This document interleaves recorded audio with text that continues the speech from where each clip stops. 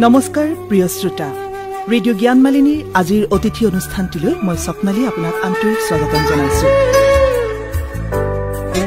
প্ৰিয় শ্ৰোতা ৰেডিঅ' জ্ঞানমালিনীৰ আজিৰ অতিথি হিচাপে আমাৰ ষ্টুডিঅ'লৈ আহিছে এজন বিশেষ ব্যক্তি, অসমৰ খ্যাতনামা এজন ব্যক্তি।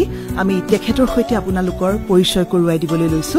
তেখেত হৈছে ঋষিকেশ গোস্বামী ডাঙৰীয়া। নামেই যাৰ পৰিচয় আৰু তেখেতে আমি সকলোৱে জানো মুখ্যমন্ত্ৰী সৰ্বানন্দ সোণোৱাল দেৱৰ সময়ত তেখেতে পেছ উপদেষ্টা হিচাপে কাৰ্যনিৰ্বাহ কৰিছিল। লগতে তেখেত শিশু সাহিত্য ন্যাসৰ সচিব। মই জয়জয়তে গোস্বামী ডাঙৰীয়াক আমাৰ অনুষ্ঠানলৈ আন্তৰিক স্বাগতম জনাইছো। মই আপোনালোকলৈ নমস্কাৰ জনাইছো আৰু ৰেডিঅ' জ্ঞানমালিনীৰ যোগেদি ইয়াৰ সমূহ শ্ৰোতাবৃন্দলৈ মোৰ আন্তৰিক শুভকামনা যাচিছো। ধন্যবাদ। আজি আপুনি অতিথি হিচাপে আমাৰ ষ্টুডিঅ'লৈ আহিছে ডিব্ৰুগড় বিশ্ববিদ্যালয়ৰ কমিউনিটি ৰেডিঅ' ষ্টেচন জ্ঞানমালিনী। গতিকে আমি আমাৰ শ্ৰোতাসকলক আপোনাৰ কৰ্মৰাজিৰ বিষয়ে, আপোনাৰ জীৱনপঞ্জীৰ বিষয়ে এটি চমু আভাস দিবলৈ আজি আমি প্ৰয়াস কৰিম। গতিকে মই প্ৰথমেই জানিবলৈ বিচাৰিছো, যিহেতু আপুনি বৰ্তমান শিশু সাহিত্য ন্যাসৰ সৈতে জড়িত সচিব হিচাপে কৰ্মৰত, গতিকে এই শিশু সাহিত্য ন্যাসৰ কৰ্মৰাজি কেনেকুৱা, কাম কাজ কি কি, এই বিষয়ে অকণমান প্ৰথমে জানিব বিচাৰিছো। শিশু সাহিত্য ন্যাস এই যিটো অনুষ্ঠান, এইটো এটা স্বায়ত্তশাসিত অনুষ্ঠান আৰু এই অনুষ্ঠানটো আপোনাৰ 1987 চনৰ 23 মাৰ্চ তাৰিখে অসম চৰকাৰে এখন অধিসূচনা যোগে গুৱাহাটীত অসম প্ৰকাশন পৰিষদৰ কাৰ্যালয়ত দুটা কথাত আৰম্ভ কৰিছিল।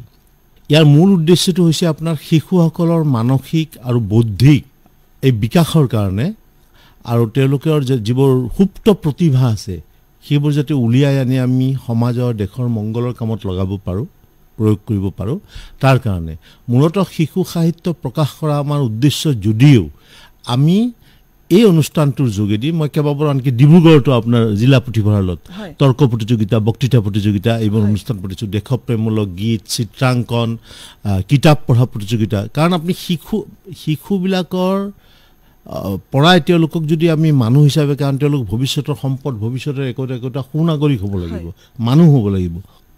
গতিকে শিশু অৱস্থাত আজিকালি এতিয়াতো আপোনাৰ অলপ আমাৰ পঢ়া শুনাৰ কিতাপৰ প্ৰতি বহুতো ধাউতি কমিছে, মোবাইলত ব্যস্ত থাকোঁ, কিন্তু সেইকাৰণে যে তেওঁলোকক যদি এজন পঢ়ুৱৈ হিচাপে আমি গঢ় দিব পাৰোঁ, সেইটো কাৰণে আমি শিশুৰ কাৰণে কিতাপ উলিয়াইছোঁ। ডাঙৰেও পঢ়িব পাৰে, সৰুও পঢ়িব পাৰে।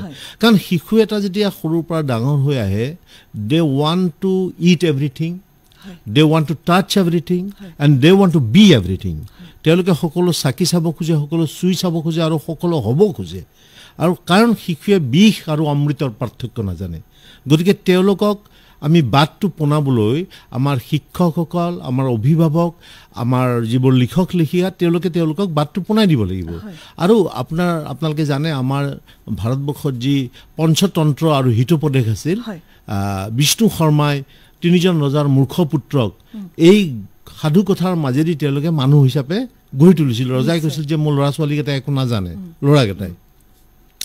গতিকে আমি গোটেই অসমতে স্কুল কলেজবিলাকত চৰকাৰে এইবিলাক বিলাইছে, কিতাপবিলাক আমি যিবোৰ প্ৰকাশ কৰিছোঁ, প্ৰায় আমি 350খন কিতাপ উলিয়াইছোঁ। আৰু বিভিন্ন ঠাইত মই কৈছোঁ, আমি ধৰক লখিমপুৰ, ডিব্ৰুগড়, শিৱসাগৰ, বৰপেটা, বঙাইগাঁও এই অঞ্চলবিলাকত শিশুৰ মানে বৌদ্ধিক আৰু মানসিক, মেণ্টেল এণ্ড ইণ্টেলেক্ট, এই দুটাৰ যাতে বিকাশ হয় তেওঁলোকৰ, তাৰ কাৰণে আমি এই পদক্ষেপবিলাক লৈছোঁ আৰু আজিও লৈ আছোঁ। হয়, এটা খুব সুন্দৰ পদক্ষেপ, কাৰণ আজিৰ শিশু কালিলৈ আমাৰ ভৱিষ্যত। গতিকে আপুনি যি কথাটো কৈছে যে শিশুসকলে সকলো লয়, সকলো আয়ত্ব কৰি লয়, সেইকাৰণে শিশু হৈ থকাৰ সেই বয়সটোতে আচলতে ভাষাৰো জ্ঞান বহু দিব পৰা যায় বুলি কয় শিশুসকলক। গতিকে এই যে সাধু কথাৰ কথা আপুনি কৈছে, সাধু কথাৰ জৰিয়তে যিটো মানসিক স্তৰ, মানুহৰ মনস্তত্বটো সলনি কৰিব পাৰি, সাধু কোৱাৰ প্ৰৱণতাটো আজিকালি যেন কমি গৈছে আমি অনুভৱ কৰিছোঁ। কাৰণ যুটীয়া পৰিয়ালসমূহ নাইকিয়া হৈছে ঘৰসমূহত। গতিকে এই যে শিশুসকলক সাধু কৈ এটা তেওঁলোকৰ মানসিক স্তৰটো